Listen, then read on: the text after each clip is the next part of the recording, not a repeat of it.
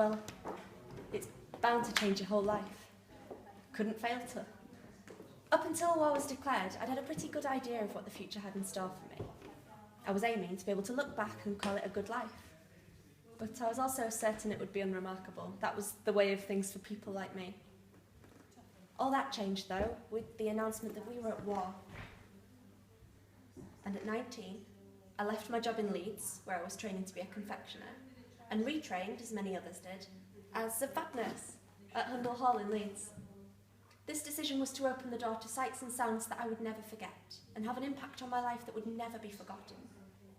I never once thought that death would become a part of my life in the way that it did. But in a place like that, there was no escaping from it. As a voluntary aid detachment, my job was to do what I could for the wounded that came home with the most terrible injuries. In 1914, there were over 74,000 VADs, and 2/3 of us were women and girls. It was one way we thought we could help the brave boys fight overseas.